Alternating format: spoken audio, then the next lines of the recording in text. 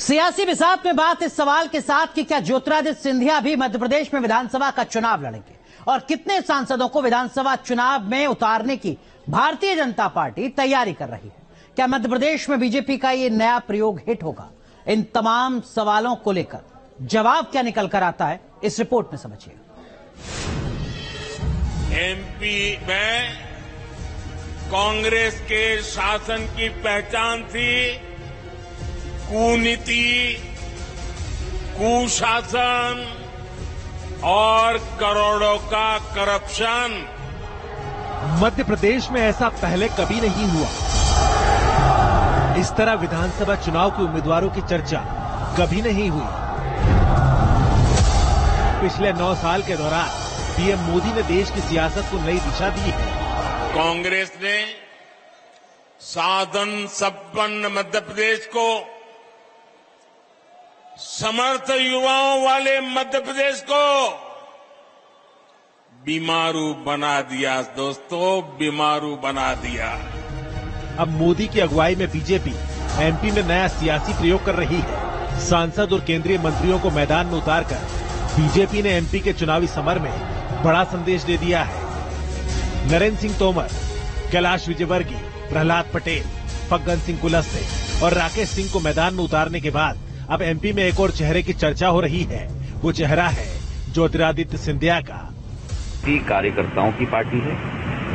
जो भी जिम्मेदारी हर एक कार्यकर्ता को दी जाती है, उस जिम्मेदारी का निर्वाह करना हमारी केवल जिम्मेदारी और दायित्व नहीं, लेकिन हमारा धर्म बनता है। सवाल है कि क्या ज्योतिरादित्य सिंधिया विधानसभा चुनाव लड़ेंगे? क्या ज्योतिरादित्य सिंधिया को शिवपुरी से टिकट दिया जाएगा? एमपी की सियासत में अटकलों का बाजार गर्म है।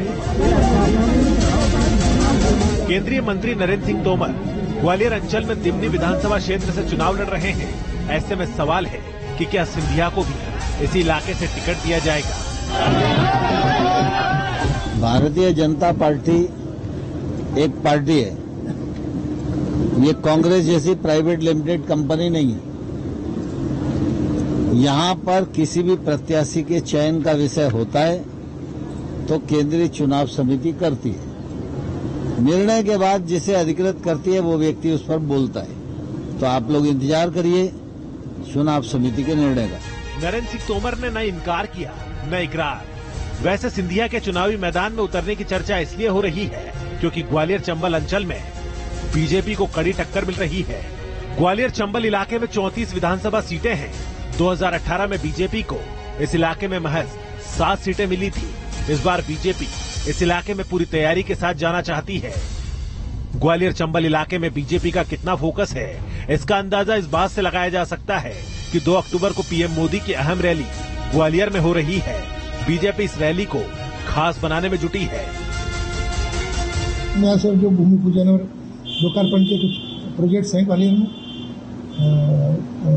सौभाग्य की बात है उनका लोकार्पण और शिलान्यास माननीय प्रधानमंत्री के हाथों हो रहा है। ग्वालियर में उनका भव्य स्वागत होगा। सारी तैयारियां इसके बारे में चल रही हैं। ये भी अटकल है कि चुनाव मैदान में बीजेपी के प्रदेश अध्यक्ष वीडी शर्मा और ग्वालियर के सांसद विवेक नारायण शेजवलकर को भी मैदान में उतार सकती है। खबर ये भी है कि भिंड से सांसद संध्या राय को भी मुरैना से टिकट दिया जा सकता है।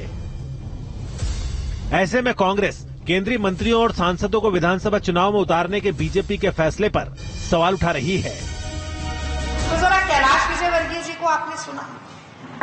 एक तरफ तो वो कह रहे हैं कि 1% भी मेरा मन नहीं है चुनाव लड़ने का।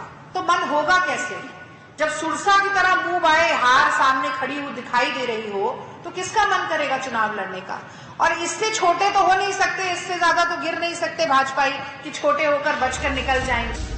कांग्रेस कुछ भी कहे, केंद्रीय मंत्रियों और सांसदों के मैदान में उतरने से एमपी का सियासी दंगल बेहद दिलचस्प हो गया है। ये फॉर्मूला कितना हिट होगा ये तो फिलहाल नहीं कहा जा सकता, लेकिन ये तो तय है कि एमपी के इस चुनाव को सालों साल तक याद रखा जाएगा। T news nation. बिहार के सीएम नीतीश